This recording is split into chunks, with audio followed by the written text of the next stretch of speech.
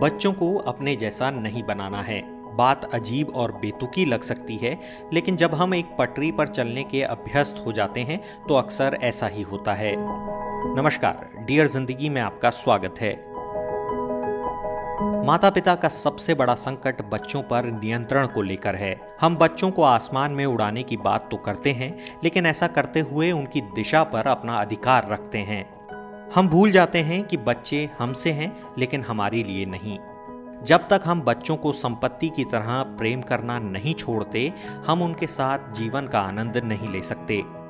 ध्यान रहे, वो हमारे साथ रहते जरूर हैं, लेकिन वो हमारे नहीं हैं। जैसे एक विशाल जंगल में हजारों तरह के पेड़ होते हैं, सब एक से बढ़कर एक गुण वाले, लेकिन जंगल किसी पर नियंत्रण नहीं रखता।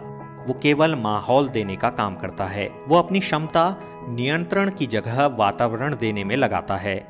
हमें भी यही करना है। बच्चों को बस वातावरण देना है, उनके साथ जंगल की तरह व्यवहार करना है, सर्कस की तरह नहीं।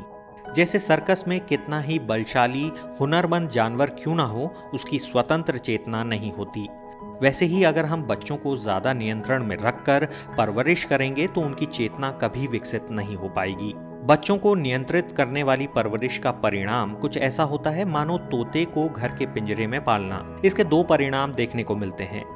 पहला, तोता रहता आपके नियंत्रण में है, आपकी बिना मर्जी के कहीं नहीं जाता, पिंजरा खुला छोड़ने पर भी उससे बाहर नहीं आता। दूसरा, वो हमेशा के लिए बाहरी दुनिया का सामना करने की शक्ति खो देता है। अब ये हम पर है कि हम कैसा तोता चाहते हैं। मेरे एक मित्र हैं जिन्हें पक्षियों और पशुओं से बेइंतहा मोहब्बत है। उनके घर में खूब सारे पशु पक्षी हैं। वो अक्सर कहते हैं कि बच्चों की परवरिश और जानवरों की परवरिश में कोई अंतर नहीं होता। बस एक ही अंतर होता है, जानवरों को आप स्कूल नहीं भेजते, उससे आप अपने लिए कुछ लौटाने की व्यवस्था करने को नहीं कहते। इसलिए जानवर से आपके संबंध कहीं गहरे होते हैं, कहीं ज्यादा स्नेहपूर्ण होते हैं। आपने महान कवि, दार्शनिक, चित्रकार खलील जिब्रान का नाम सुना होगा। खलील सीरिया में जन्मे, बाद में अमेरिका में जाकर बस गए। द प्रोफेट उनकी सबसे बेहतरीन रचना मानी जाती है। खलील 1931 में इस दुनिया से विदा हो गए, लेकिन जैसे उनकी नज़र ने सब देख लिया था कि आगे की दुनिया कहाँ किस संकट में फंसने वाली है। बच्चों के साथ व्यवहार, परवरिश, जीवन दर्शन पर खलील की बातों को अगर एक वाक्य में समेटा जाए तो वो है बच्चों के प्रति स्वतंत्र दृष्टि। उनके साथ रहना, लेकिन उनको अपने जैसा बनाने की कोशिश नहीं करना। जनवरी शुरू होते ही बच्चों पर परीक्षा का दबाव गहराने लगता है। देश भर में बच्चों की आत्महत्या के बढ़ते मामले इस बात की ओर निरंतर संकेत दे रहे हैं कि हमें बच्चों के प्रति अपने दृष्टिकोण में परिवर्तन की जरूरत है। बच्चों को अपेक्षा से ज्यादा प्रेम, स्नेह और आत्मीयता की चाहत है।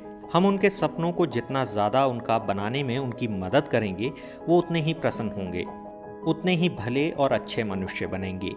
अब ये हमें चुनना है कि हमें अच्छे मनुष्य चाहिए या रोबोट की तरह हमारे संकेत पर काम करने वाला भावना रहित रोबोट। तो डियर जिंदगी का ये अंक आपको कैसा लगा, हमें ईमेल के जरिए dayasankar.mishra@zmedia.slgroup.com पर लिखकर भेजें। आप फेसबुक पर हमारे पेज को लाइक करें और यूट्यूब पर चैनल को सब्सक्राइब करें।